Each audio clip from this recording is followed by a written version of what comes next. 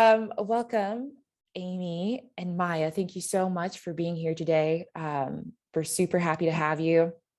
Just to kind of get started, I think the question that makes the most sense really is, did you always know? Well, first, actually, let's have you introduce yourself and maybe share a little fun fact about you, something that you want everyone to know.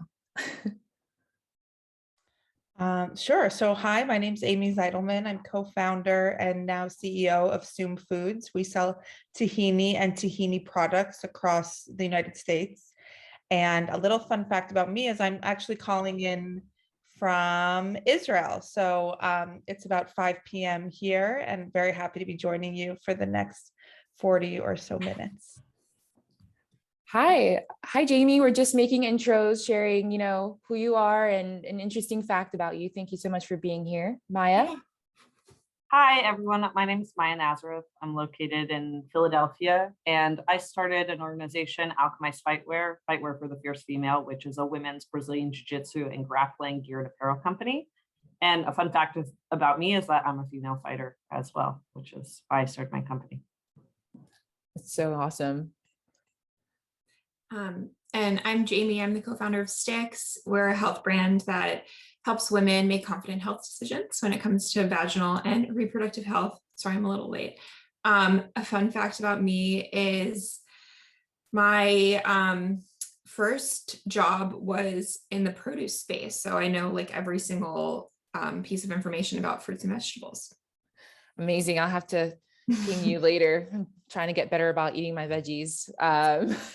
Great. Thank you so much, everyone. I feel like the next natural question really is to kind of talk about, how you got to where you are now, right? Like you all are founders, co-founders. Did you know that you wanted to be in business or start your own business? Did you have the idea? Did you wake up in the middle of the night sweating and oh, I have this idea? Tell us a little bit about that.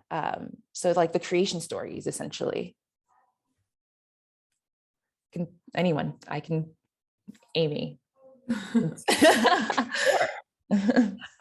Well, I come from a family of entrepreneurs, and so entrepreneurship is something that was really relevant and just prevalent in my life growing up, but I never really thought specifically about starting a business. I mean, I was not very I have to admit, driven or focused on my career, especially through high school or college, and was just kind of floating by. I think it's a typical character trait of being the third or younger child. I started my business with my two older sisters, and it was actually my oldest sister that had the idea to start our market research on tahini and tahini products, because my middle sister, Jackie, living in Israel, that's who I'm visiting now, her husband has been in the tahini or trina industry here for almost 20 years. And so it really kind of happened naturally. And starting Soom right out of college, Maya, you might be able to relate to this. It almost felt like a continuation of my college education. Like I was working on a school project, and it just kind of kept tumbling one step in front of the next into a business. And so that was kind of my entrepreneurial story. And I will, if it keeps the conversation going, hand it off to Jamie. Yeah. I didn't know that I wanted to start a company. I did do VFA, so I was surrounded by people who were starting companies, and I'd say people who made it look really easy and fun. And then also the produce company was a startup, and my co-founder Cynthia and I were their fifth and sixth employees.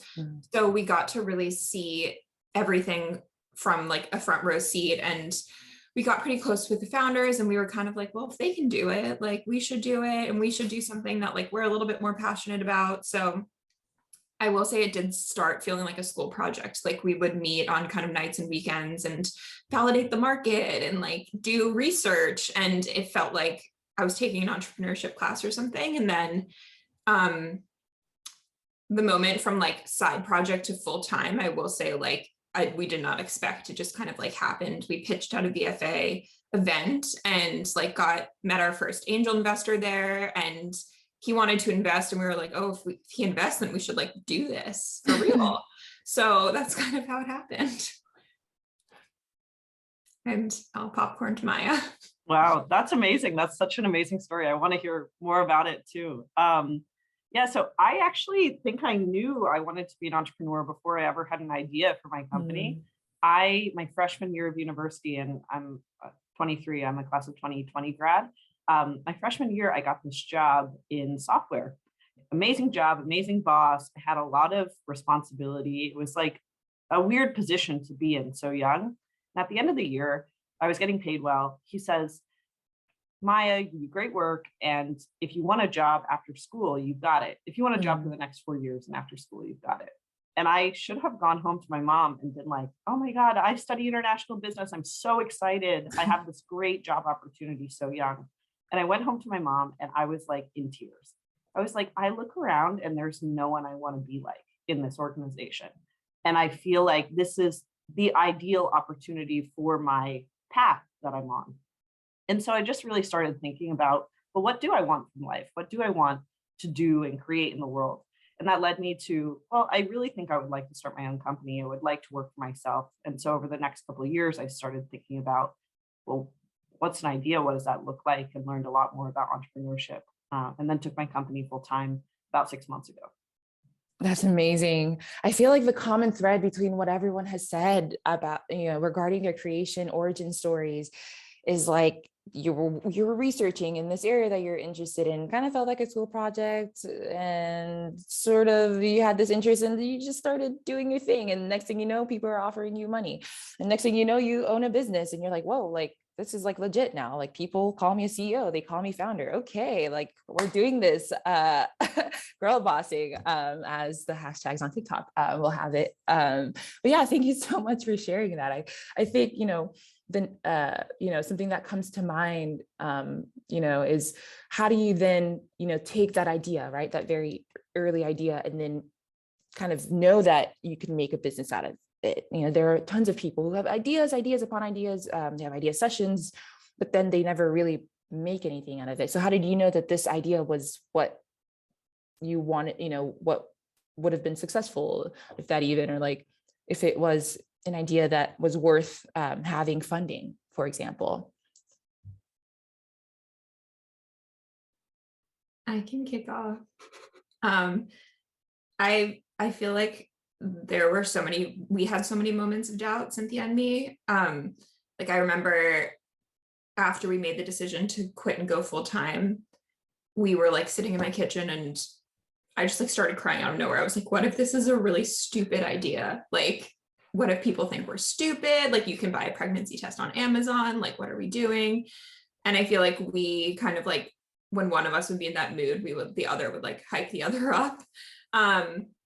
But I feel like there's no way to really know. Like we did a ton of like market validation and user interviews and like all of this stuff before we launched. But the only way for at least us was to just like launch and see. And like all of a sudden we were getting actual orders. And I'm so curious to talk with founders who raise money pre-revenue and like launch after they've raised and they have a team, because I'm like, how do you know? But for us, we were just like, let's just put one foot in front of the other and like start selling products and see what happens. And then once we had actual customers, we could then go and raise money and like sell the business to investors because we had some data.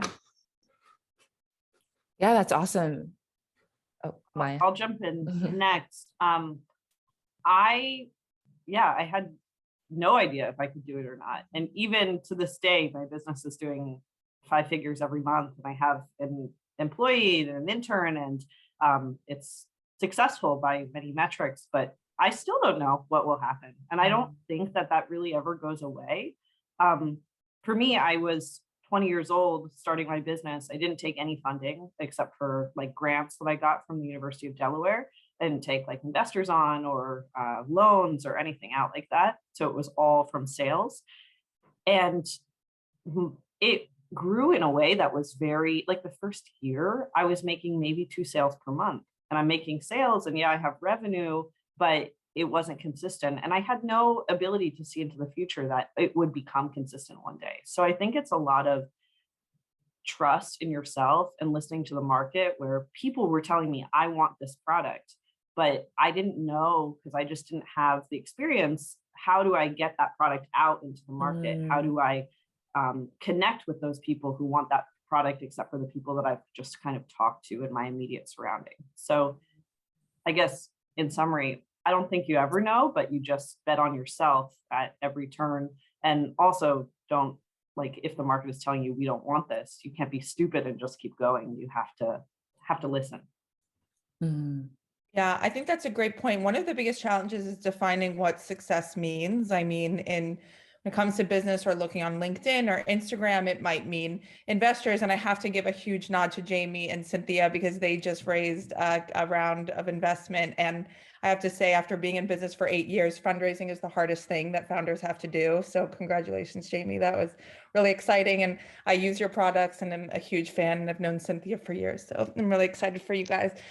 But it's funny, I was watching, so I have a almost 4-year-old son, and I'm here visiting my nieces, and I've watched Frozen and Frozen 2 so many times, but from Frozen 2, there's a saying, when you don't know what the future is, you just have to do the next right thing.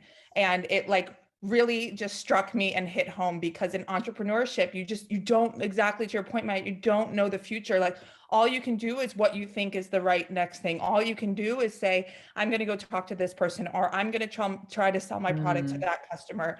And there's no way to do more than one thing at a time in many cases. And so that to me really stood out and was a philosophy of Soom's. It's similar to the lean startup method, which is like, just do as much as you need to get your product out there, to get your product into people's hands, listen to that feedback, and then, you know, move on from there and use actual data to support your next decision. So when you don't know your future, know what you're going to do, just do the next right thing.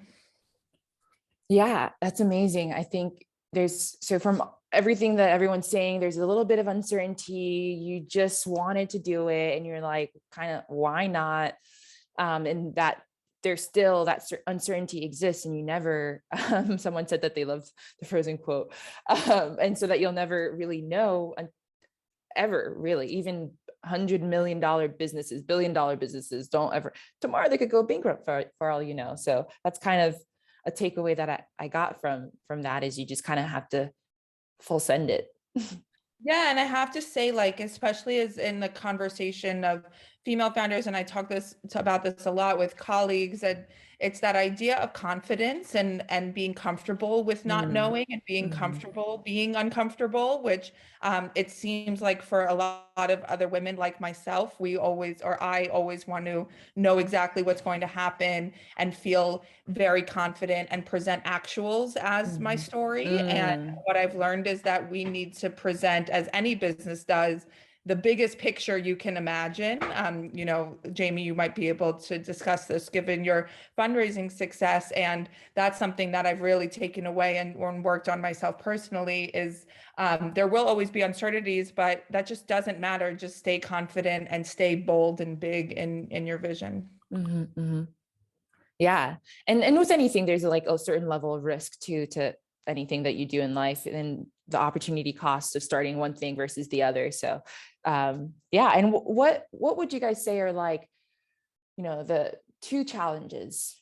If that's too hard, give me one. You know, one challenge that you really faced kind of launching your business, if you can think of any, outside of funding and raising capital.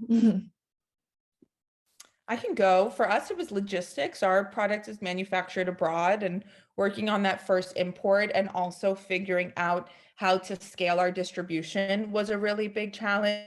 You know, for selling a food product, there's this chicken and egg situation. We sell through several channels, one of them being the restaurant industry. And in order to open up a new market, you need a couple of restaurants and relatively larger restaurants that want to use your product to warrant bring it to that market for a distributor to pick it up. But a distributor doesn't want to take your product until the restaurant wants your product, and the restaurant doesn't want to take your product until they know they can get it from a distributor. And so you're constantly working to overcome those kind of logistical situations. And for Soom, I mean, we focus, being based in Philadelphia, from DC to New York, and I did all of our own deliveries for the first 18 months. You know, anything that I could deliver or sell to between DC and New York, that's how we at least got started in terms of building our credibility and reputation. So logistics for us was a big challenge. Mm-hmm.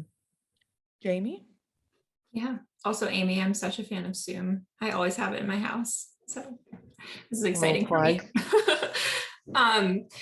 But I think similar, when we started, we were also like we hadn't raised any money. We didn't have any revenue, obviously. So we were doing everything, like our packaging, like my co-founder and I designed, we would like roll the pregnancy test up in tissue paper and like put a sticker on it and like drop it in the mailbox and have our friends come over and do it. And I think it was really challenging because like we knew it wasn't the right way to do it.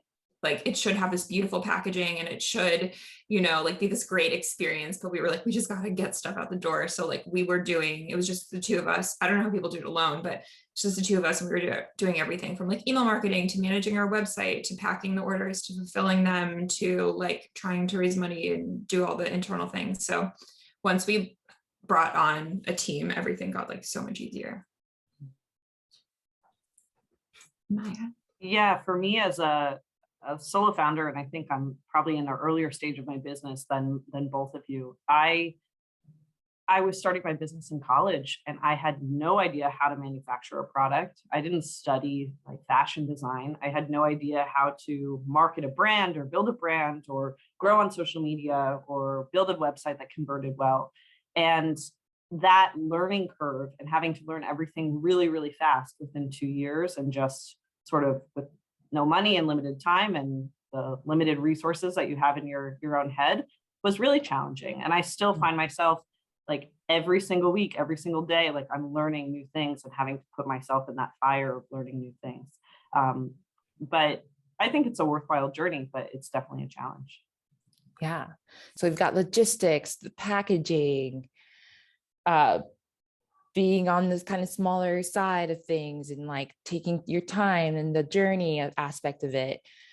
You know, can you really then truly prepare for entrepreneurship? Like, as you know, people go to business school, y'all, literally, like, I'm going to go learn, like, do you really ever know that this is going to be successful? And, you know, what is something that you felt that you wish you had known, that, and you know this now, but like in hindsight, you're like, oh, like if I had known this, like this would have changed the way that I did things, ran operations. And is there anything that you can think of right now? I can answer. I think working at a startup, a really early stage, like pre-seed,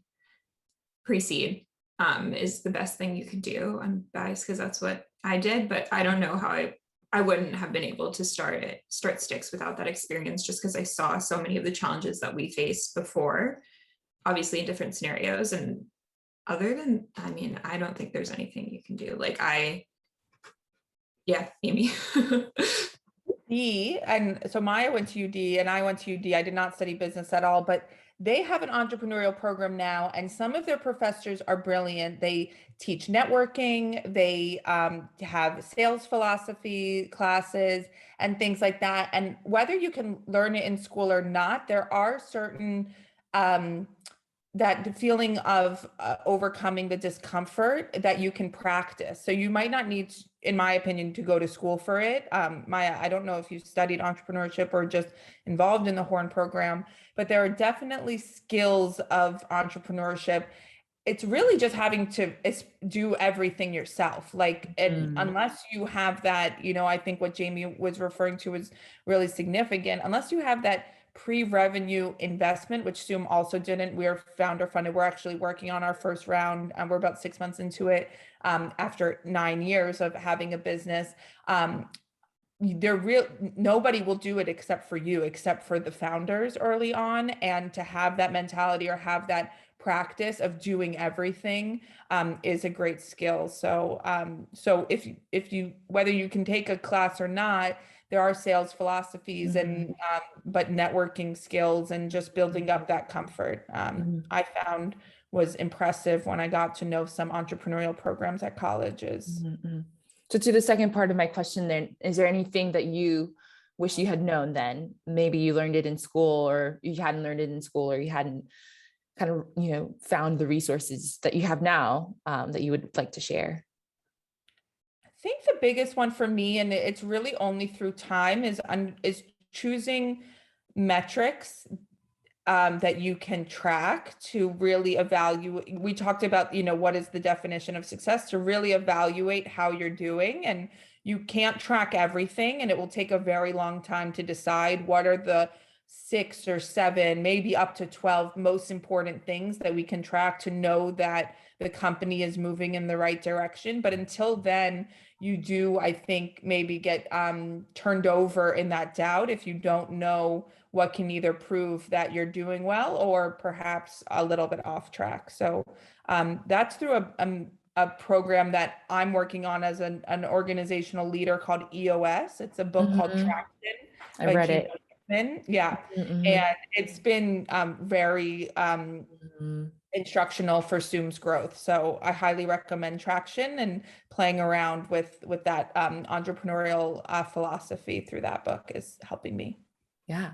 I think something else too that you could do that I didn't do and I wish I did was read a lot of these business books like the Lean Startup. Like we have teammates now at Stix that are interested in entrepreneurship, and I've read a lot of these books like Start With Why, Lean Startup, Hooked, and they're like dropping knowledge left and right. And I'm like, I need to read these books. I felt like I was like too in the weeds of building Stix to like spend my free time reading about startups, but now I'm kind of like, oh, I should have done that. Yeah, I'll jump in. I think that in many ways, your business, especially in the early stages, is a reflection of you. It's a reflection of your knowledge and your character traits and your beliefs about the world. And all of those are limited by the amount of information that you're consuming or the amount of experience that you have or the amount of time that you've spent developing those character traits. And so I think I wish I knew one that like you can learn anything. And so certain things about yourself, like, oh, I'm just a bad manager. I used to tell myself that all the time. I don't want to build a team yet because I'm just a bad manager. I need to build those skills first. And that belief was something that was keeping my business small, that I was preventing myself from growing. And I think if you develop this mindset of I can learn anything and I can do all of these different pieces because I have to in the beginning, like Amy said, that gives you a lot of power, at least to get through the first couple of steps. Yeah, that's amazing. You all dropped so many gems in this moment. I'm like trying to keep up and like remember so that, when I log off, I'm like typing all of everything I've just learned from you all. But yeah, reading a lot, say yes to business school if the opportunity presents itself. But also, part of, I guess, I've not started my own company yet, but is you learn along the way and like always having this kind of learner mindset. Would you all agree with that statement? Yeah. And so, some of you have co-founders, some of you are doing it by yourself. How do you find the work-life balance where you're like maybe 50% doing something fun outside of your business and 50% all in? Is that even possible? What do you guys think? I do think it's possible. What's kind of interesting about this panel is we're all products-based businesses, and a lot of times on panels, it leans towards service and especially technology and things like that. So this is really refreshing. And one of the things about a product is like, okay, yes, like you can market to at-home consumers. And so Jamie, you might totally disagree with me here. All the time, like in the middle of the night, you can be working on email newsletters or, planning out your Instagram like posts. But at the end of the day, like your buyers are really on, at least for Soom, for our products at a certain time. And I find that it's just at least not productive for me to be working all hours of the night. I mean, it wasn't my style in school and it hasn't been my style as a founder. And as a young female founder, my sisters and I were on the cusp of, and everybody has different life stages. So this is only my experience, but also having children at this point. I had 2 and actually have a 3rd on the way. And Jamie, have a very funny story about Stix supporting me in my surprise 3rd. We want to hear it. We want to hear it. Well, So, being a founder, it's difficult to have children. And I had two. My older son is 4 and my younger son, Jesse, is almost 1. And a couple months ago, like everybody in my family, like half my business and my sister's whole family got a stomach bug, and everybody's only lasted for 24 hours. And silly me, I was like talking to friends and other people in business, like, I just can't get over this stomach bug. I can't get over this stomach bug. So finally somebody was like, I mean, like, as a woman, I should have like thought about this. I was like, are you pregnant? And I'm like, no way, like, it's impossible, no way. And I had my pack of Stix because I know Cynthia, and I bought them when Stix launched. And I tell you, that line came up so freaking fast when I peed on that stick, and I started crying hysterically. Like, and I'm a super rational person. Like, not a lot of things ruffle me, especially after 9 years of building a business. I mean, we've gone through recalls, we've gone through COVID, but I lost my shit. But it was so great to have a test I could rely on to at least get me in the right frame of mind. So that's my Stix story. I'll send you prenatals after this. Yes, okay. I love it. But we wanted to create a culture at Soom where if our team was going to respect the fact that we needed work-life balance, like we don't have any lives. We have like children and work, and they're both a shit ton of work, that we needed to expect and kind of reflect that back to them. So we have a very strong culture of work-life balance, and we really try not to work like much more than 50 hours a week, like maximum. And we don't call on people on the weekends or when they're on vacation. We really encourage vacation and holidays and, even impromptu team lunches and things like that. So I think it's important, and I think it's possible. You don't have to do everything all the time is my philosophy. But there are very different founder philosophies than mine.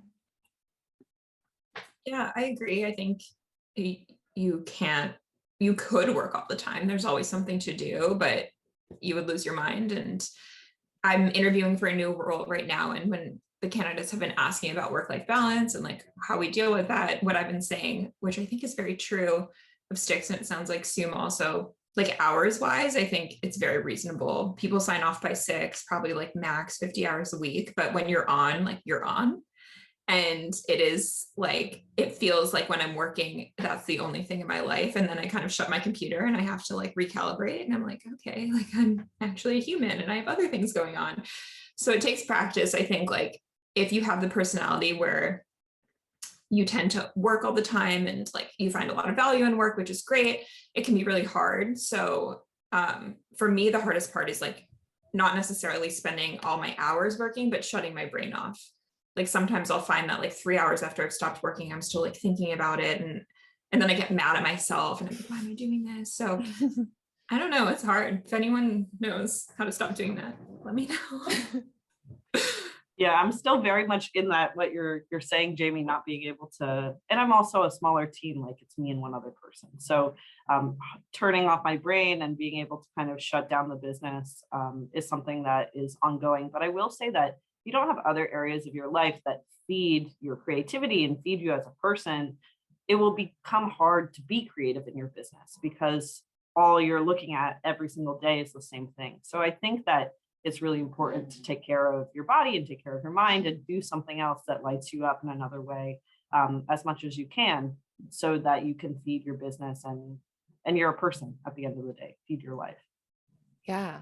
I think what I've loved the most about what each of you have said is that because you're leaders in your organizations, you kind of have to preach what is it? I'm going to butcher this. You have to practice what you preach. Exactly. Walk the talk, so many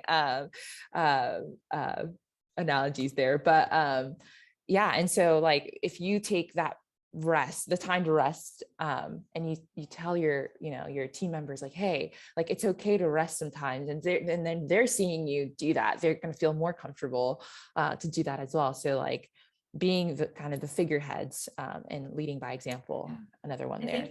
An example of that, and I don't realize that very much, but like I like took up yoga recently and I put it on my calendar and I do the 6 o'clock class like twice a week. And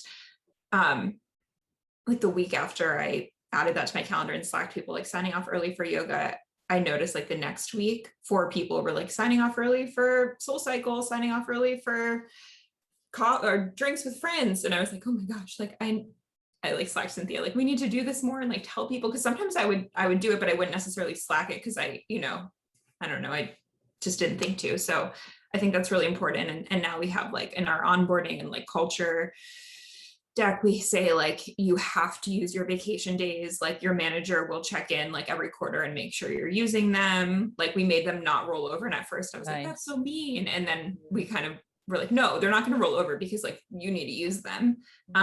So everyone takes all their days, and we just started doing like self-care, like quarterly days. So once a quarter, everyone takes off the same day and stuff like that, because you can feel people being so much more energized after time off.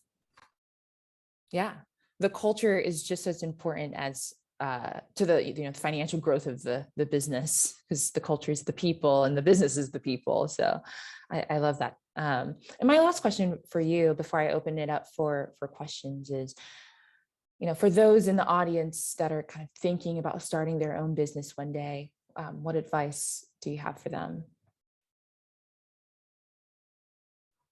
Maya? Yeah, I would just say be persistent. If you have a dream, like, why not you? I think the 3 of us up here, we're not special. We don't have any special gifts or anything. We just did it and didn't stop doing it. And anyone can do it. Just set your mind to it and respond to feedback and keep going, because it's tough, but keep going.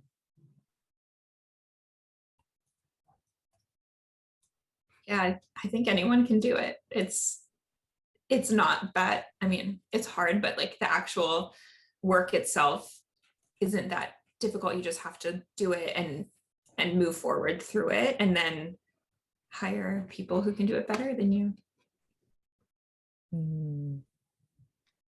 Yeah, those are good ones. Just remember that your 2 most important resources in life and business are time and money. I mean, I think they're the only resources at this point. And manage them wisely. Like when it's important to save your time and spend a little bit more, consider that. And when it's important to use your time and save a little bit more, also consider that. And Maya, what you said in terms of feedback is so important, to really listen and have the opportunity to hear what your consumers and potential consumers are telling you as it relates to your product is really invaluable, and can build so much strength for your future if you take the time to really hear what's working or what's not. So get out there and talk to them, I guess, is what I mean. Like you can't kind of hide behind a computer and think we can figure it all out. Getting out there and really getting that feedback is very important and valuable for what you can do. Amazing. Great advice all around. And we've got a question in the chat, actually. Caitlin says, where do you see your company in 5 years?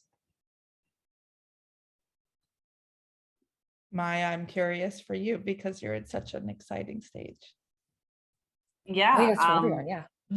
I am on a mission to build the world's best women's grappling gear. And women's wrestling is the fastest growing high school or collegiate sport in the US today. And there's just really been no thoughtful design of gear for female wrestlers and grapplers.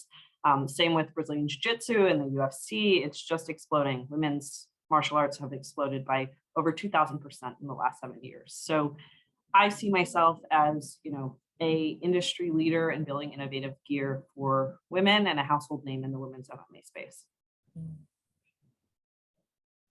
That's amazing. I was like actually Googling Brazilian Jiu-Jitsu last night because I was like, can I take a class?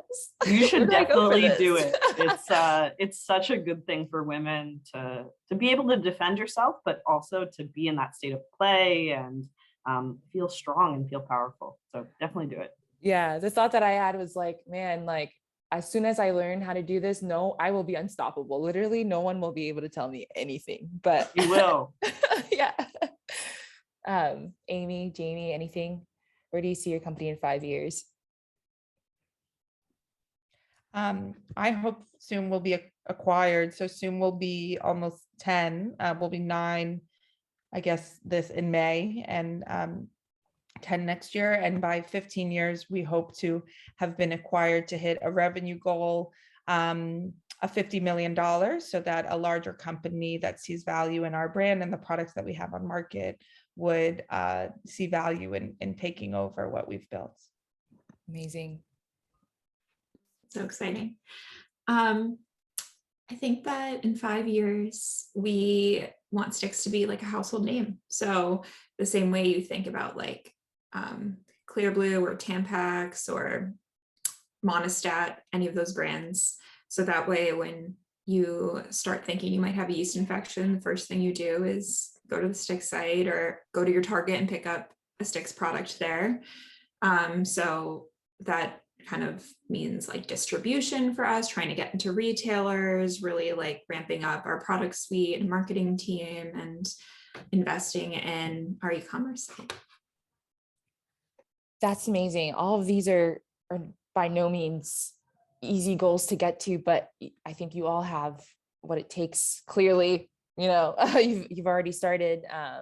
And I think I can't wait to see where you guys are at. A slight plug for these, not slight, but a major plug for these amazing women in their companies. You can find them on social media. You can find them on the Event Hub platform under the speaker option at the top of the page. You can read from their bios. So check them out and give them a follow. And yeah, thank you so much for being here and sharing, your advice with us.